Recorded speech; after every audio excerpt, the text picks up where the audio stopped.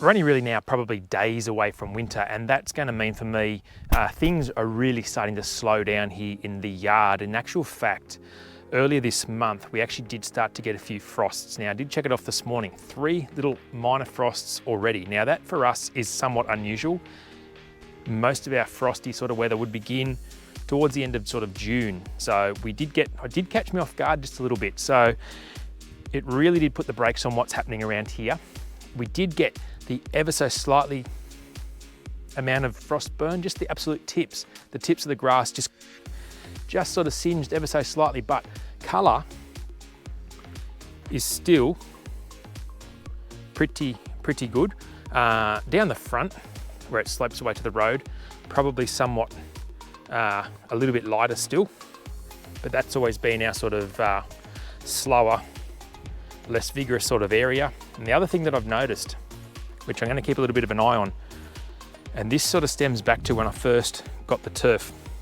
This little patch here, this little patch here, and there's another patch further down there somewhere, is potentially some sort of winter fusarium or spring dead spot, something along those lines. So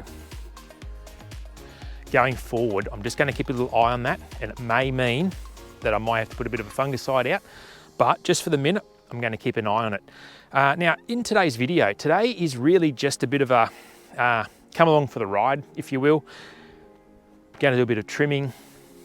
Well, I should say, I'm going to do a bit of mowing, edging. Got to spray some broadleaf weeds in the Primozoia. Got to also reload the Easy Flow. It's time now for me to start loading it up full of the products I'm going to use over winter, which will not be fertilizer based products. They will be more amendment style products. So Seaweed Secrets, Quantum H, and some Stimulizers. So basically guys, look, today's video is just a matter of coming along for the ride. Now, before we hook in, just want to say a massive thank you to Lawn Solutions, Green Life Turf, and all you guys that took the time out of your Saturday morning to come and say good day to myself and Ben Sims last weekend. We sort of estimated to have about 60 people turn up, and I think everyone had a really good time. I certainly enjoyed it. Ben did, and the support from Lawn Solutions with the show bags and all that sort of stuff was absolutely amazing. I was really surprised that they went to those efforts for us. So once again, thank you very much to everybody. And there's a very strong possibility that we might do another one, maybe in springtime, as everyone's gearing back up, getting all excited for the oncoming growing season, etc. But anyway, guys, once again, thank you very much, and let's get on with today's video.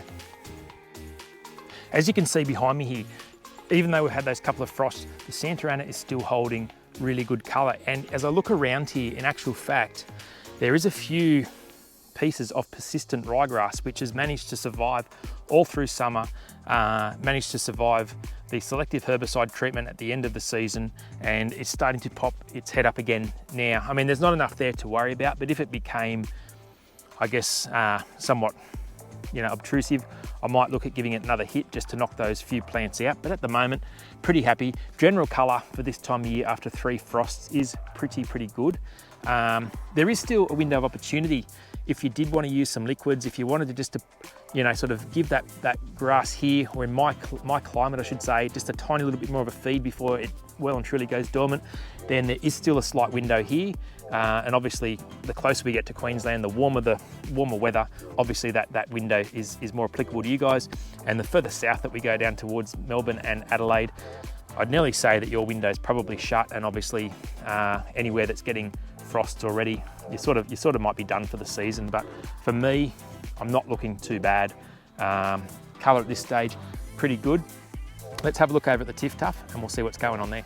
As we come across now to the Tiff Tuff, the first thing that I want to point out to you guys is the actual worm casting activity that we've got going on right now. Now, what's happening down here is, you can see here, it looks quite soily along this way. And as you travel along this way, you can see it even pushing out into the edges and right down the sides here. Now, the reason why it's happening here and not so much up the back here, as this is a sloping block of land. At this time of year, the lawn doesn't require, or the climate doesn't take as much moisture out of the ground conditions are cooler. So I would suggest that probably at least this first triplex pass with the mower is substantially moist or substantially wetter than what is up here. Hence, worm activity is higher, trying to aerate the ground themselves and not leave in so much moisture. So that's what's going on there. I don't actually intend to do anything with it. I'm quite okay. I'm not one of those people that I don't have a worm issue to the point where I want to treat them. But if you're wondering what's going on there, that's sort of it.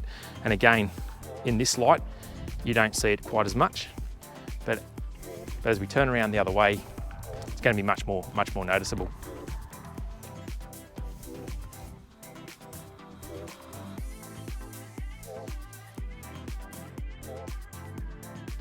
But overall, still look really, really happy with colour retention.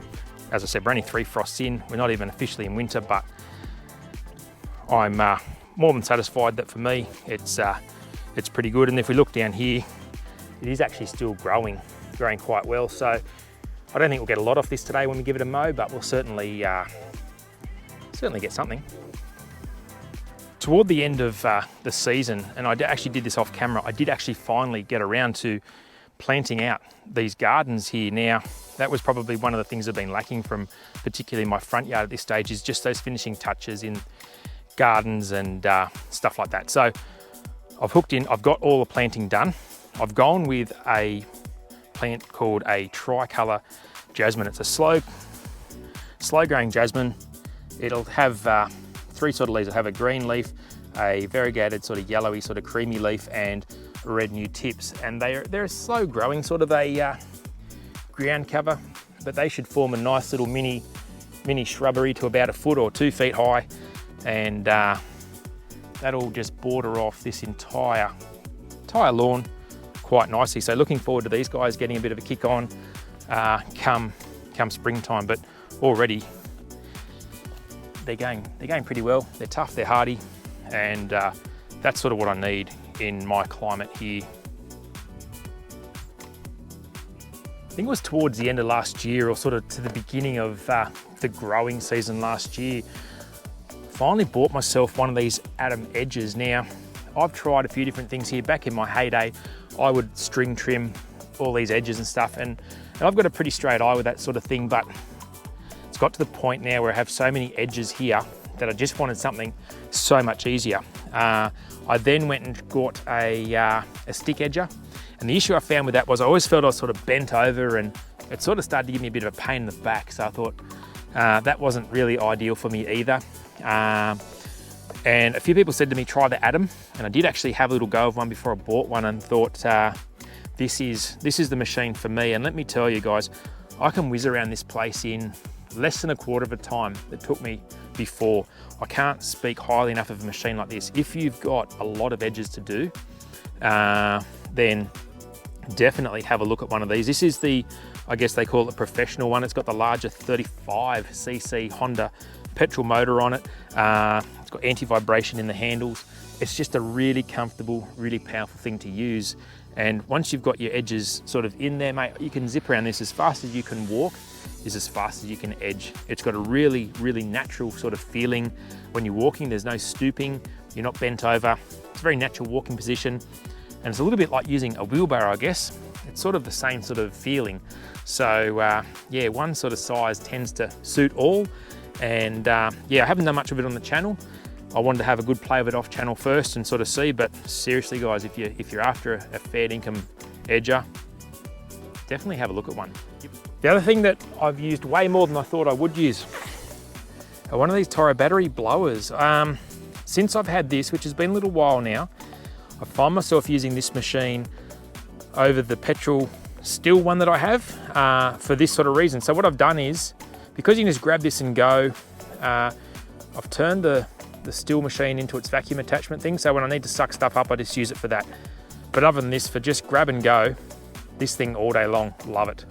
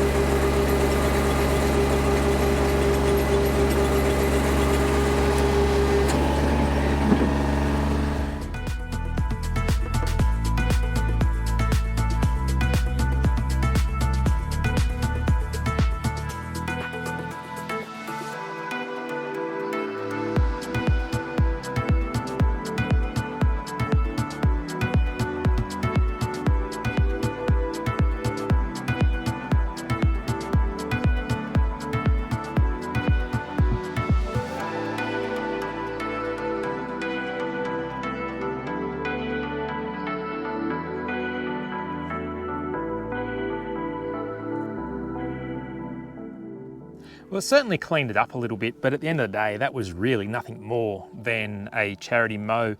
There's there's bugger all grass in the catches, and although it probably doesn't look that wonderful on camera this at the moment, when we look around the area in the street, pretty good colour compared to what's out there. So all things considered, I'm pretty happy.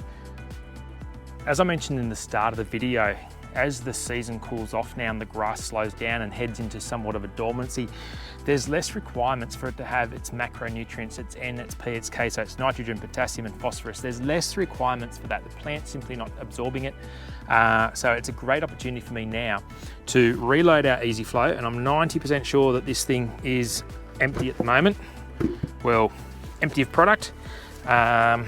So today I'm going to reload it. Let me just get it out of here. Here it is. She's a bit muddy and a bit dirty, but anyway, it does the job. So we're going to reload it today with some more amendment style products. So again, Stimulizer. Now it does a lot of things. It helps root stimulation. It can also help fight off fungus infection and disease. Now with that potential fusarium or spring dead spot or whatever's happening in that tiff-tuff, products like this can actually help quite a bit to alleviate and help the grass fight that sort of stuff off.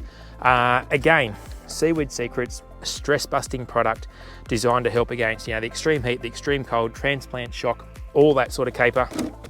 And finally, the Quantum H, which is our humic acid, and it's really going to help to improve my soil structure based upon the fact that that's very sandy out there, and it's probably much the same as Ben Sims.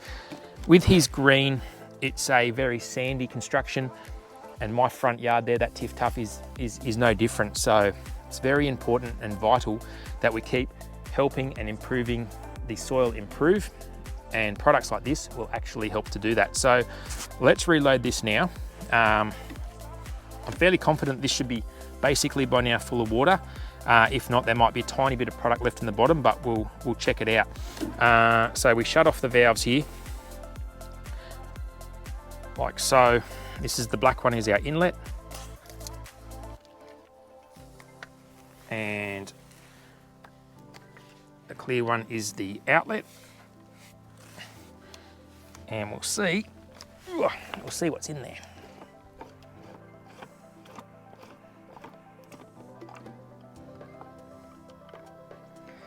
Yeah, okay.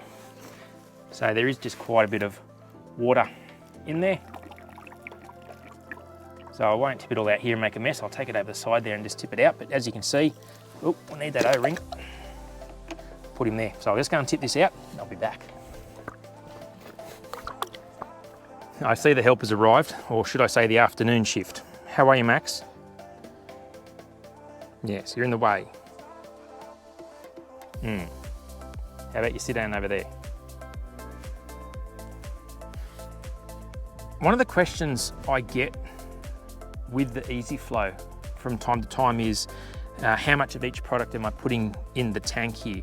And it's sort of a little bit, it's not tricky to explain, but what we need to understand is all the mixing happens in the lid here. So it's not decanting different amount of product out. It's basically whatever's coming out here is a ratio.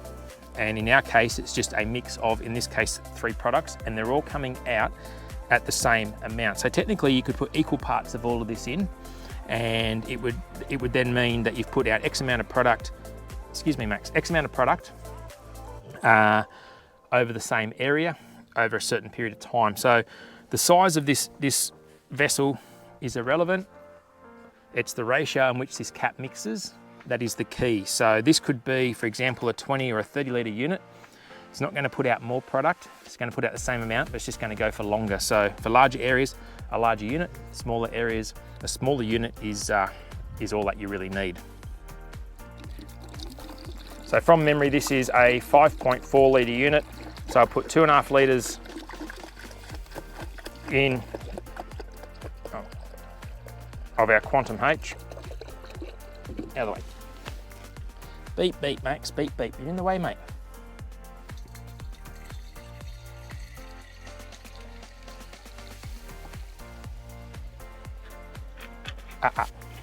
Do not. Do not.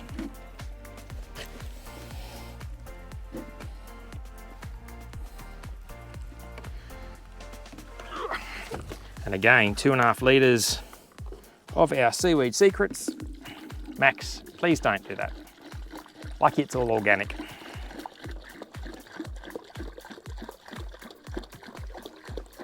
Oh, hang on a moment. Max, come on. Come here, come here, come here.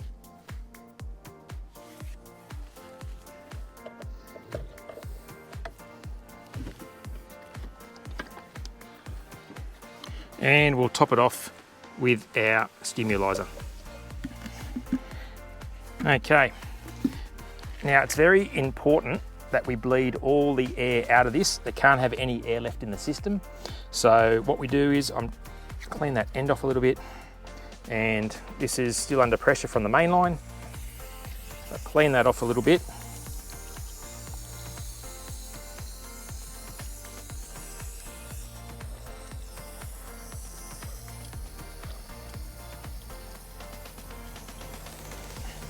Righto, we'll shut him off, there we go. And put on, this will be charged.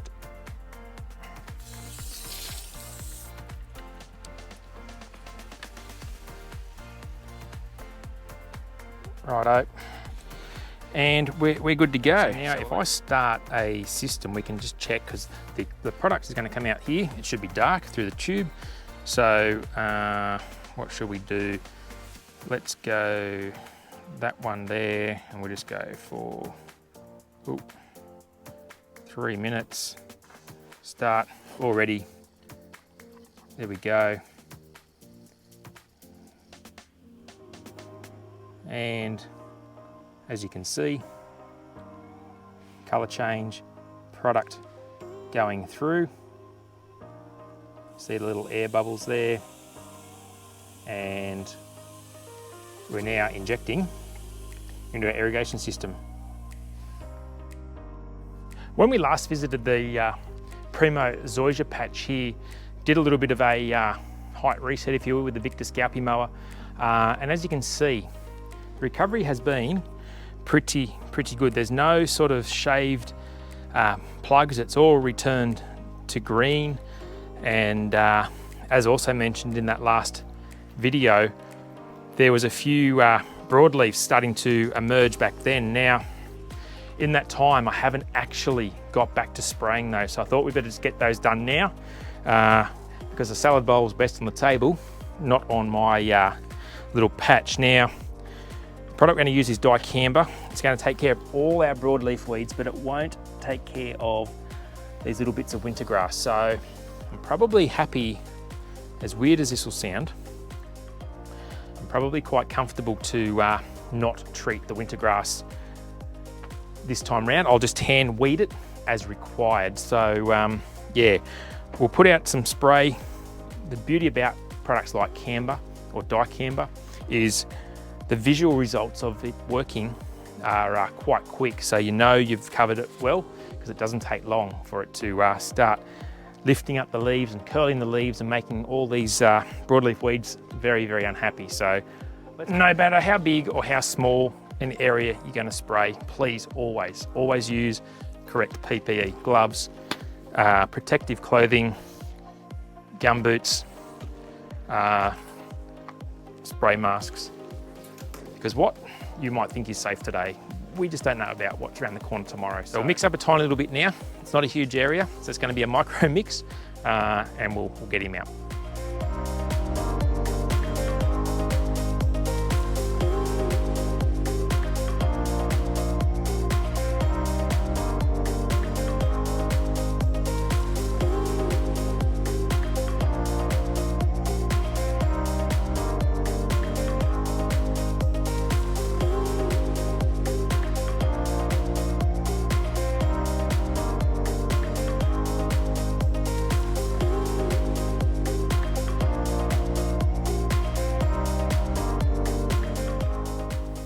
So it's really important, guys, just to keep pets and people out of that area until it has well and truly dried on the leaf. We really don't want to rush that sort of thing. So, you know, if need be, keep the kids or the pets off for the rest of the day, or at least until it's well and truly dried on the leaf. We really did get almost full coverage out of that primo, like I sort of suspected before we cooled right off. So I'm hoping that by spring, the last little bit to fill in will actually fill in time for a really short cut continuing into next season. Over the next few months, as things quieten off on the channel, probably won't have as many regular videos. There will be some pop-up videos. We will revisit Ben and see how his ryegrass is continuing to go along. And there is, for a few keen-eyed people, an explanation video coming up as to what has been happening with the surround. So stay tuned for that one, guys. We'll wrap today's video up here. I hope you've enjoyed the episode. You have a fantastic weekend, and we'll catch you next time on the Aussie Lawn.